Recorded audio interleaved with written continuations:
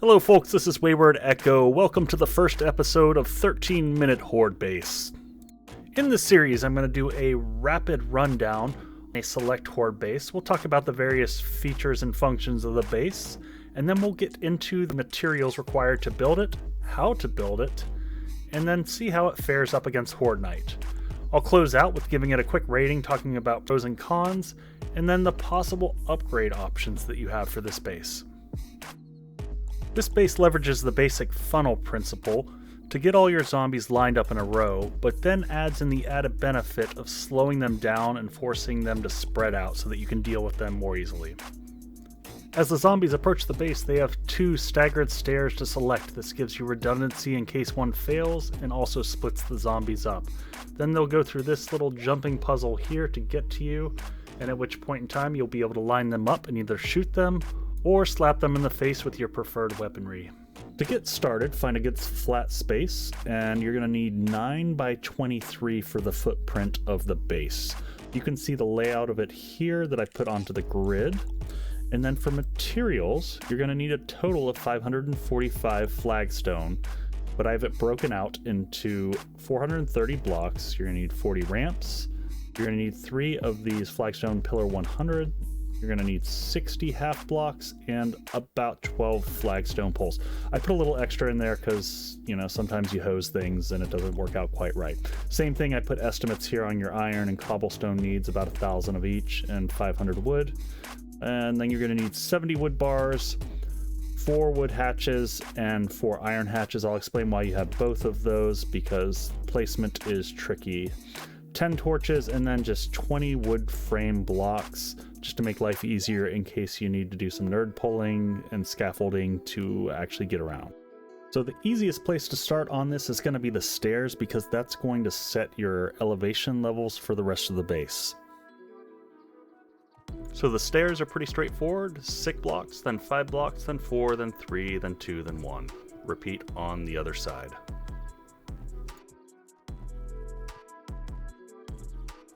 Once you have this, you can just connect the two.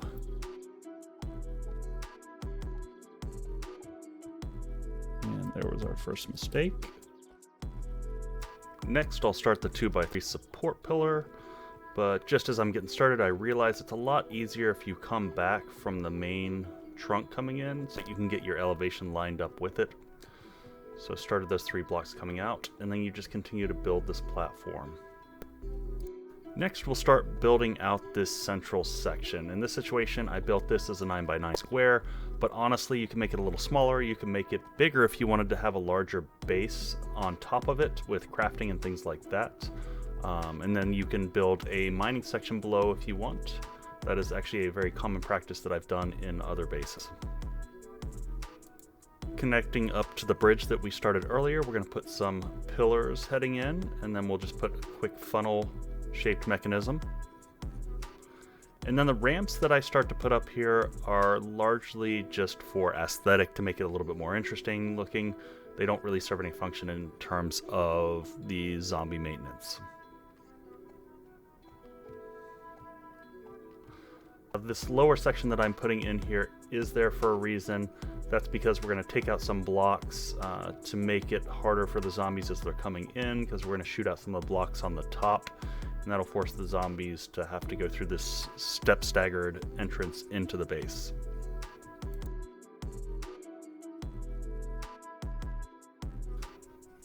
Again, just putting these in here for aesthetics makes it look a little nicer. Also provides a little bit of extra support in case any of those blocks cracked.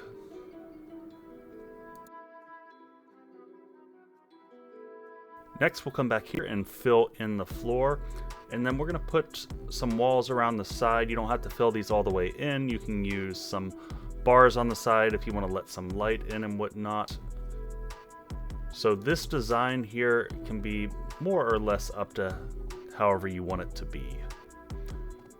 I intentionally left some spacing open for this because that's a little bit of savings in terms of materials for early game. You can always come back in and fill it in later as long as it's just a 1 block on the sides. Nothing's going to get in. Next, we'll put the bars on the top. This will just allow you to shoot any vultures that are potentially going to come. You won't see those typically in the first Horde Night, even on warrior settings.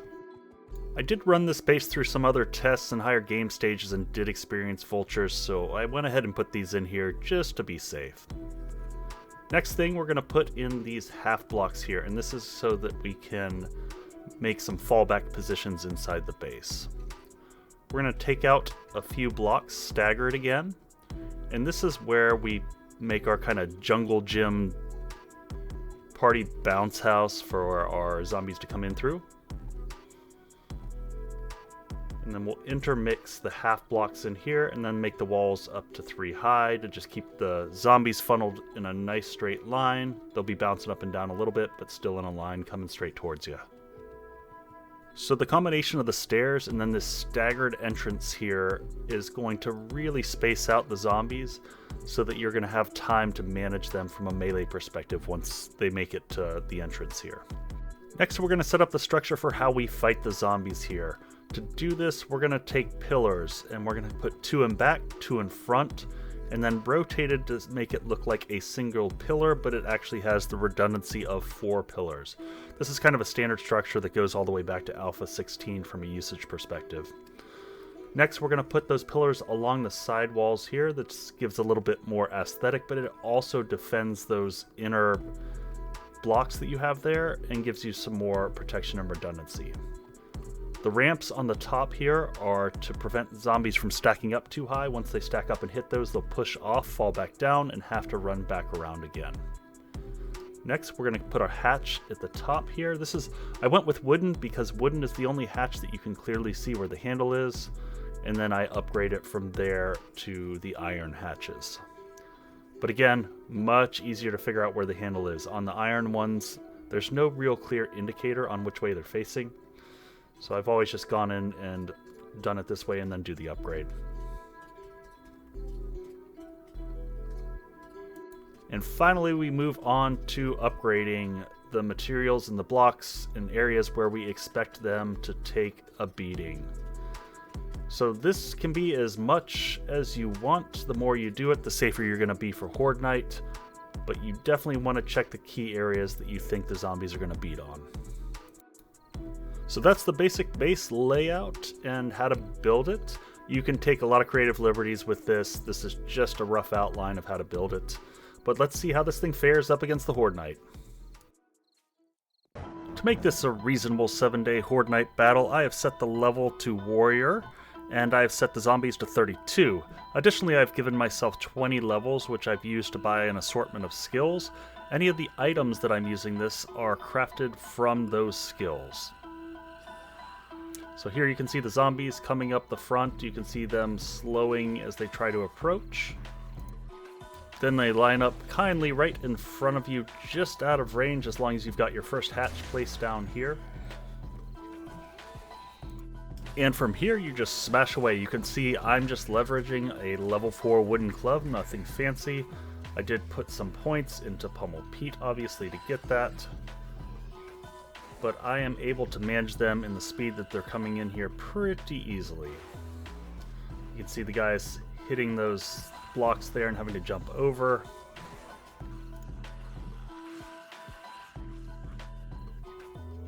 I didn't think you were using that anyway.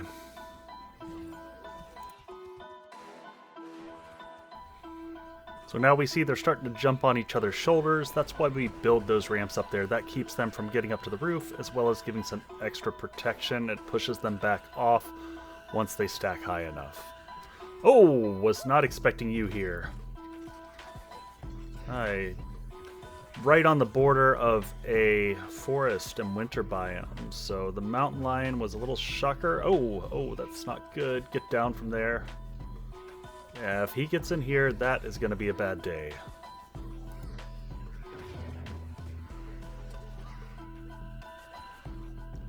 Goodbye, doggo. So we're managing this pretty well. You can see I kind of repair in between the waves as I clear folks out. And say goodbye to our last zombie, but we still have one last friend to deal with.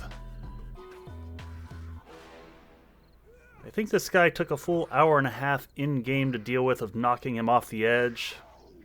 until he finally met his fate. So let's give this base a ranking on a few different areas. First, maintenance. I'm going to give this a 9 out of 10. There wasn't a single block lost in this Horde battle. There was some damage, but it was pretty minimal. There's no spikes to replace or anything like that after the fact. Next, survivability. I'm going to give it a 9 out of 10 because, again, the only time I feel like I was really at risk was when the mountain lion showed up and we were able to deal with him pretty well. Next, expandability / upgrade path. I'm going to give that a 7, and I'll explain some of the options on that in just a second. Last category is fun, which I'm going to rank only a 2, because there's not a lot of interesting mechanics. This is just basically slapping zombies in the face until the Horde Night ends. So this base easily held up to a Horde Night with warrior difficulty and 32 zombies. But as you progress and your game stage increases, that's going to get harder and harder. So what are your upgrade path options? Well, the obvious is to come around and, continue to upgrade all materials. Focus on this second tier level where the zombies are going to be beating. You're going to want to do that all the way around. So that's going to be your first path for upgrade. And then past that, you can repeat this whole chain that you have here. And have it come off of different sides and have an option to flip where the zombies are coming from. Let me cut here and show you what I'm talking about. So if you replace the last 2 pillars here with a vault door, you can do a powered vault door and have it just flipped on its side, use the advanced rotation. And then you come back inside your base here, throw down whatever type of power source you want and a quick switch. That'll allow, as the zombies are fighting here, if it gets too dicey, you can just reach over here. You don't punch it, you actually press E. And it's going to dump all the zombies down there. So that's also going to negate this whole path. So you can duplicate this on another side of the base. Depending upon how big you make this center section, you could duplicate it 4 times easily. So that's all I've got on the Jilted corridor, but wait, don't go yet. I want to say thanks to everybody who has subscribed, sincerely. The comments have been awesome and amazing to read and really encouraging as a content creator. So I'll continue to work to provide you guys better and better content. Please engage in the comments. Let me know what's working, what's not, and I'll keep, revising as we go. And finally, I just want to say Happy Father's Day tomorrow to all you fathers out there. I hope you have a great day with your family and your kids. So that's all I got. Look forward to the next thing to come. Echo out.